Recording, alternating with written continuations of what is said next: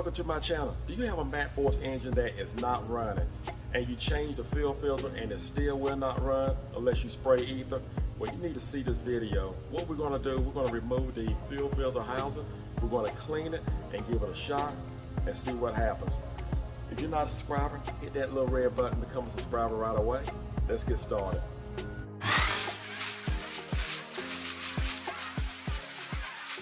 Well, the first thing we're going to do, we're going to remove the hose that's going to the charged air cooler. And I'm going to use a 7/16, or you can use 11mm socket or wrench. We will remove the other clamp. And just remove the hose.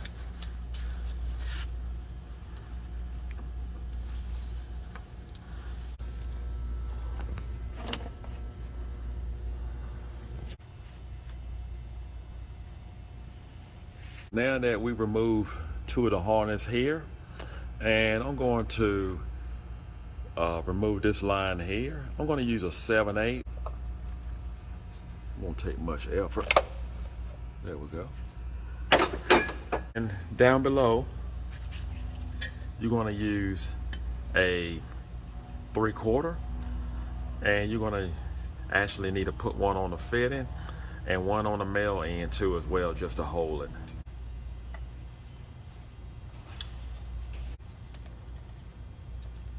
Pull those fittings right out. There we go. Next, we have a fitting here. Need a 3/4 wrench, and it goes all the way to the back of the filter. And we have a fitting back here.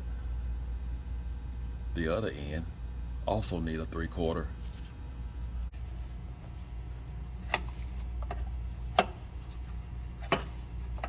I may have failed to mention that it wouldn't hurt to have a bucket underneath to catch your fuel. We'll go to the other end, which is back behind the filter.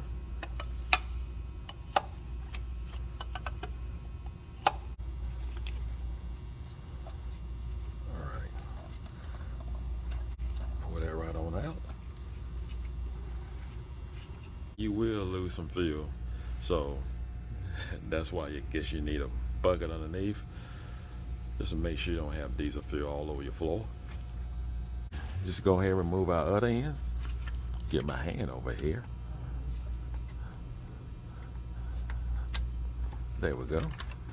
A total of 3 sensors to remove, and you see me remove the first two, and there is one right here. Just gonna pull that straight down. So you know, if you want to, you can actually always drain out some of your fuel by releasing your drain here for your water. So next, what we're gonna do is remove this line. And if you notice, there's a clip here. We're gonna stick a screwdriver there and just press down on the top section, and it's gonna open up the sides, the fork, and we can just wiggle it and just pull it right on out. Stick a screwdriver right here. As soon as you press down, it's going to open up the sides. There we go. And we have that line out. We have one more line right here. We're going to remove this line. And this line has clips on it too, so it pretty much worked the same way as this one. Put some pliers on it. Just mash it in, you see it move, and just squeeze it. There we go. Now we are ready to disconnect our mount bolts. We have one here, have one here. We're going to get started on, I believe it's one here, and this one here should have a nut, but it doesn't.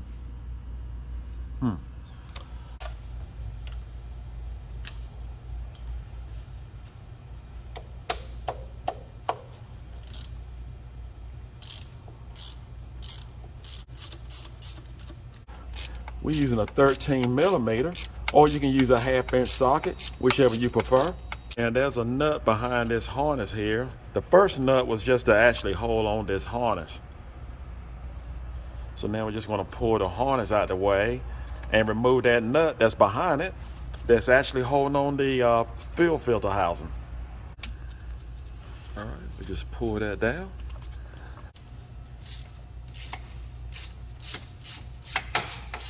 We need to remove that bolt that's on here on the dipstick, and we can remove this bracket out the way, and then we can go ahead and remove the other 2 studs.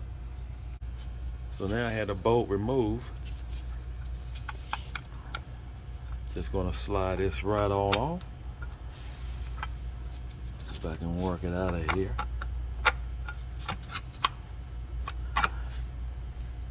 There we go.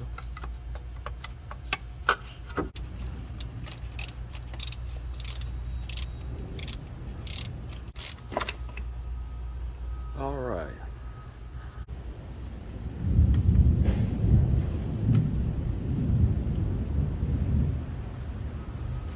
Well, there she is. So the filters have been changed. I was told that it was dirty, and it's quite a bit of dirt, but the mechanic did not take it off the vehicle, did not remove it, and that's what we're doing now. I have to admit, the perfect time to actually remove these caps was when it was mounted on the vehicle. Hey guys, this is a great tool in case you don't have one. It's a 36mm, and it's made just for this.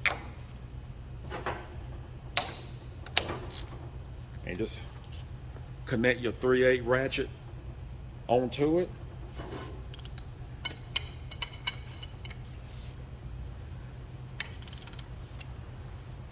And just screw it off.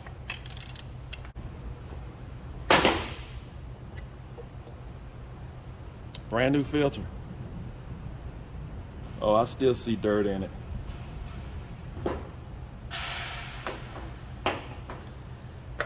Let's break this loose.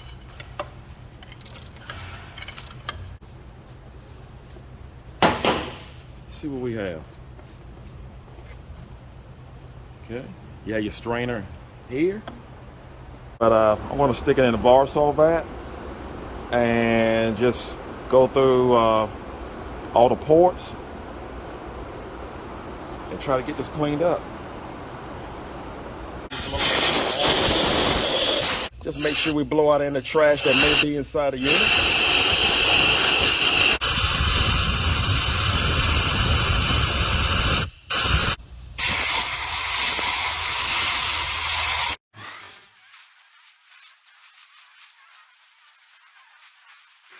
Take time to wipe clean all the surface. I continue to use the old O-ring.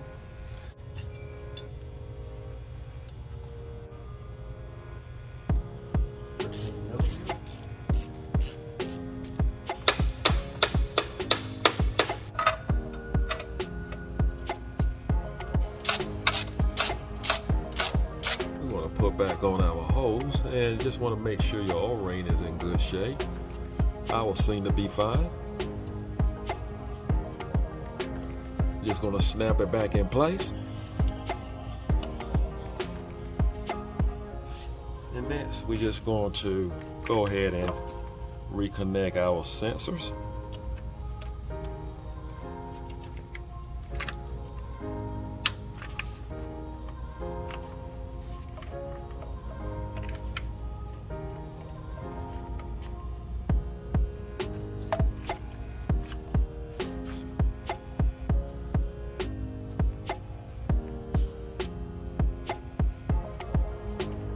O-ring seems to be fine on this one.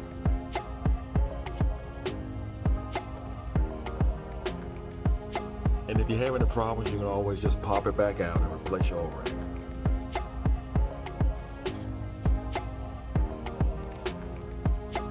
Just gonna make sure we reconnect all of our sensors. That should be all of the sensors. And then we're gonna reconnect the fuel lines. So now's a good time on our field line to actually replace our sleeves, and it's the perfect opportunity. And these are our new sleeves, and you definitely want to get some of these. They come in a pack of 25, and this is the part number here, so you definitely want to have some in your toolbox. We want to put our line back in place, and again, you want to make sure that the O-ring is in good shape here, and this one looks pretty good.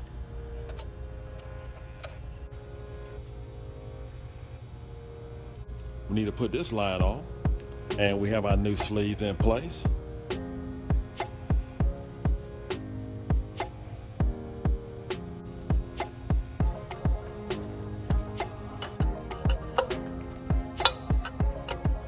We'll tighten the back side.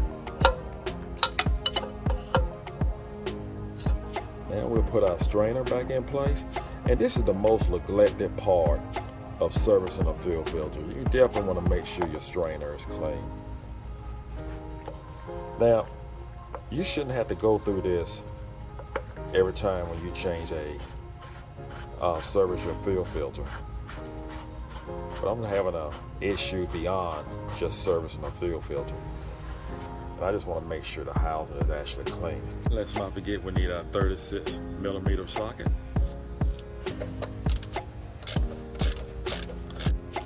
We put on our new O-ring on our cap, and we're going to install our new filter. Just pop it right in. It's actually new. I got my hands all on it. Fingerprints. All right, we're going to just put it back inside. Screw it in. Again, we need our 36mm to tighten down the cap.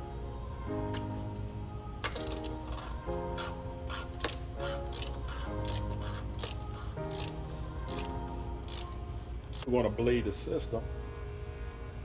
Just pull the cap right off of the fitting. And here's your pump. And it's going to get a little tight. Occasionally I just take a filler and just hold it in with the filler until the filler starts coming out. There we go.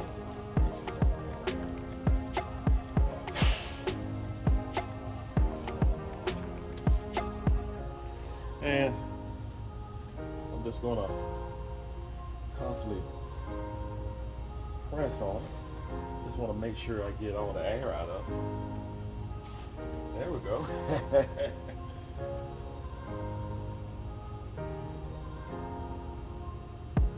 And it's real tight right now, so I'm going to go with that. I'm going to put on my hose back on my charged air cooler and intake.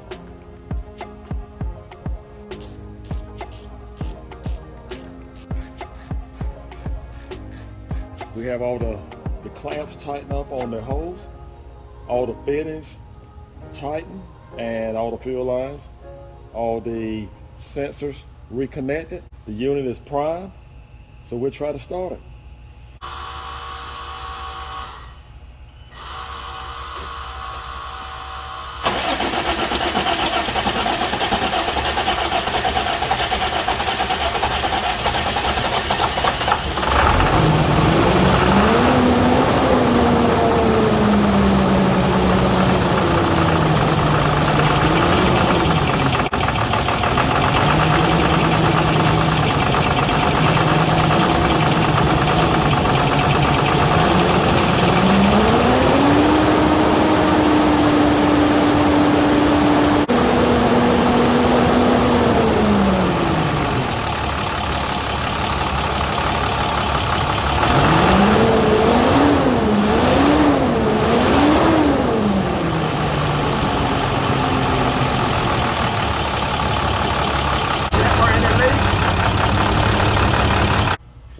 We got to run it, and it is very important to keep this field filter housing clean. keep the fuel filter replaced and clean that strainer. It's very important. Now, you may have to occasionally take this filter housing off, just like we did, clean it. Now you know how to do it. Now, it's very important. The reason why I say it's very important because you cannot get this part. It's very difficult to get nowadays. It may be on critical back order if you try to get it. So keep up with your service on this housing. It's very critical. Sounds like we have a slight skip. Got a feeling maybe an injector, and if so, there will be a video coming up to replace an injector on this type of vehicle. So if you're not a subscriber, make sure you hit that button, become a subscriber right away. Take care, thank you for watching, and God bless.